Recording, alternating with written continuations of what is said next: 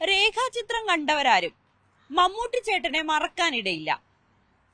മമ്മൂട്ടിയുടെ പഴയ കാലം അത് ആയിരുന്നു എന്നാണ് എല്ലാവരും ധരിച്ചിരുന്നത്. പക്ഷേ ഈ അടുത്തിടയ്ക്കാണ് ചിത്രത്തിന്റെ അണിയറ പ്രവർത്തകർ ആ രഹസ്യം പുറത്തുവിട്ടത്. മമ്മൂട്ടിയുടെ ചെറുപ്പകാലം അവതരിപ്പിച്ച ട്വിങ്കിൾ സൂര്യ എന്ന ഒരു നടനെ കുറിച്ച്. ഇപ്പോൾ നമ്മളോടൊപ്പം ട്വിങ്കിൾ സൂര്യ തന്നെയുണ്ട്. ഇതിന്റെ കൂടുതൽ വിശേഷങ്ങൾ ചോദിച്ചറിയാം. പെരുമ്പാവൂർ സ്വദേശിയാണ്, എറണാകുളംകാരൻ തന്നെയാണ്. ശരിക്കും ഞങ്ങളെയൊക്കെ ഞെട്ടിച്ചു കേട്ടോ. ആ സിനിമ ഒരു ആണ്, മമ്മൂട്ടിയുടെ പഴയകാലം ആണെന്നാണ് നമ്മൾ ധരിച്ചിരുന്നത്. പക്ഷെ ഇതിനിടയ്ക്കാണ് അറിയുന്നത് അത് മമ്മൂട്ടിയുടെ മുഖം മാത്രമാണ് ആക്കിയിട്ടുള്ളത്. പക്ഷെ അതിന്റെ കഥാപാത്രമായി വന്നത് ട്വിങ്കിൾ സൂര്യയാണെന്ന്. എങ്ങനെയാണ് ഈ സിനിമയിലേക്ക് എത്തിയത്? ഞാനിത് ഇൻസ്റ്റാഗ്രാം വീഡിയോസ് വഴിയാണ് വന്നത്, സിനിമയിലേക്ക് വന്നത്. ഇൻസ്റ്റാഗ്രാം വീഡിയോസ് നമ്മുടെ സുഹൃത്ത് വഴി മറ്റേ ജോഫിൻ സാർ അറിയും, അങ്ങനെ വിളിച്ച് സിനിമയിലേക്ക് വരികയത്. ഈ മമ്മൂട്ടിനെ പോലെ ഉണ്ടെന്ന് അതോ റീൽസ് മാത്രം കണ്ടിട്ടാണോ ആൾക്കാര് ഇങ്ങനെ?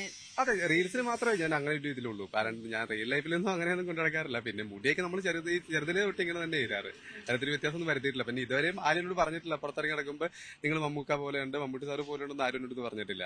അത് റീൽസിന് മാത്രമേ ഇങ്ങനെ കണ്ടിട്ടുള്ളൂ, അത്രേ ഉള്ളൂ. ഈ സിനിമയിലേക്ക് അവസരം വന്നപ്പോൾ പറഞ്ഞിരുന്നില്ലേ മമ്മൂട്ടിയുടെ ഒരു ചെറുപ്പകാലമായിട്ട് അഭിനയിക്കാനാണ്? ആ സമയത്ത് എന്തായിരുന്നു തോന്നിയത്? ശരിക്കും പറഞ്ഞ ഒരു അത്ഭുതം തന്നെയായിരുന്നു. കാരണം അത് അത്ഭുതത്തോടു കൂടി തന്നെയല്ല, പേടിയായിരുന്നു ശരിക്കും.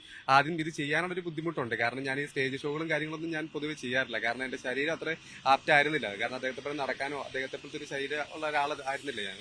പിന്നെ അതുകൊണ്ട് തന്നെ നല്ല പേടിയായിരുന്നു. പക്ഷെ എന്നിരുന്നാലും ഭയങ്കര ഒരു അത്ഭുതമായിരുന്നു ഇത് കണ്ടപ്പോൾ. ഇത് എന്നെ വിളിച്ചപ്പോൾ ഭയങ്കര അത്ഭുതമായിരുന്നു. ഇതിനു വേണ്ടിയിട്ട് എന്തൊക്കെയാണ് ചെയ്തിരുന്നത്? ഈ നടത്തത്തിലും ആ കൈ വെക്കുന്നതിലും എല്ലാത്തിലും ഒക്കെ ഒരു മമ്മൂട്ടി ടച്ച് വേണമല്ലോ. അതെ, തീർച്ചയായും. അപ്പൊ ഞാൻ അതിനകത്ത് ഒരുപാട് ചെയ്തത് ചില വണ്ണം കുറച്ച്. ശരിക്കും അത് 90 കിലോ വെയിറ്റ് ഉണ്ടായിരുന്നു ഞാനായിരുന്നു. ശരിക്കും നല്ല വെയിറ്റ് ഉണ്ടായിരുന്നു. അത് ഞാൻ വണ്ണം കുറച്ച് ഒരു 10-30 ദിവസം കൊണ്ട് വണ്ണം കുറച്ചിട്ടാണ് ഈ ആയത്.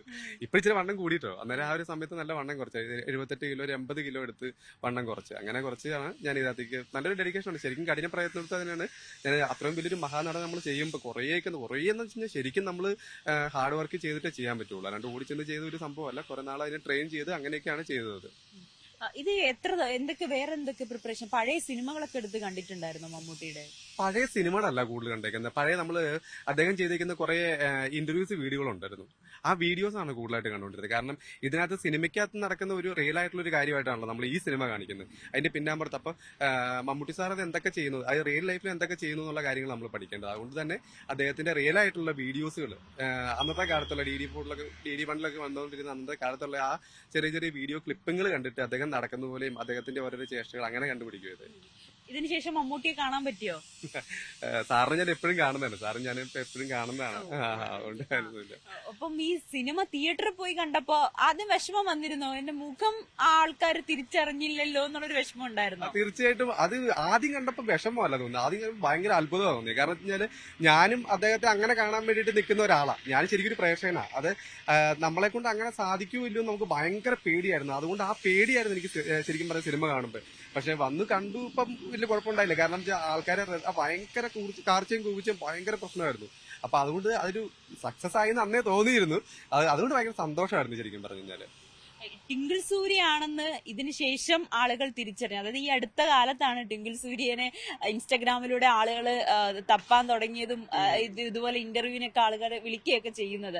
അതിനുശേഷം പുറത്തേക്ക് ഇറങ്ങുമ്പോൾ അല്ലെങ്കിൽ ആളുകൾ കാണുമ്പോൾ ഉള്ള റെസ്പോൺസ് എങ്ങനെയാണ്? എല്ലാവർക്കും ഭയങ്കര കാര്യമാണ്. ഇപ്പൊ തന്നെ ഡിലേറ്റ് സെൽഫി എടുക്കാൻ വേണ്ടി വന്നത് ഇത് തന്നെയാണ് ഇപ്പൊ എല്ലായിടത്തും. ഞാൻ ഇന്നലെ ഹോട്ടലിൽ കയറിയപ്പോഴായാലും അവിടെയൊക്കെ എല്ലാ ആൾക്കാർക്കും തന്നെ അറിയാം. കാരണം വെച്ചാൽ അത് അദ്ദേഹത്തോടുള്ള ആ ഒരു ആരാധന തന്നെയാണ് ഇപ്പോഴും നമ്മളോടുള്ളതെന്ന് എനിക്ക് തോന്നുന്നു. കാരണം എന്ന് വെച്ച് കഴിഞ്ഞാൽ അദ്ദേഹത്തെ അനുകരിക്കുന്നു.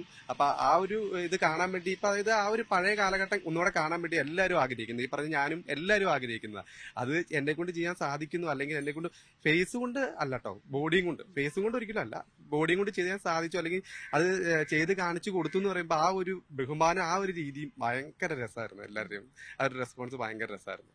ഈ ഇൻസ്റ്റഗ്രാം റീൽസും അല്ലാണ്ട് സിനിമകളിലൊക്കെ സജീവമായിട്ടല്ല ആദ്യത്തെ സിനിമയാണോ ഇത്? അല്ലല്ലല്ല, ഞാൻ അദ്ദേഹമായിട്ട് ചെയ്യുന്ന 3ാമത്തെ സിനിമയത്. സാറുമായിട്ട് ചെയ്യുന്ന 3ാമത്തെ സിനിമ തന്നെയല്ല. അതിനു മുമ്പ് വേറെ സിനിമകൾ ചെയ്തിട്ടുണ്ട്. പക്ഷെ അതിൽ ഒരെണ്ണം ചെയ്ത് വെച്ചേക്കായിരുന്നു ലുക്മാന്റെ കൂടെ. പക്ഷെ അത് ഇതുവരെ ഇറങ്ങിയിട്ടില്ല. അത് ഉണ്ടാവുമെന്ന് പ്രതീക്ഷിക്കുന്നു. അതൊക്കെ എല്ലാവിധ ആശംസകളും. ഇനിയും നമ്മൾ മമ്മൂട്ടിയോടൊപ്പം തന്നെ സ്ക്രീനിൽ കാണട്ടെ. താങ്ക്സ്. അത് തന്നെ ആഗ്രഹം. താങ്ക്സ്.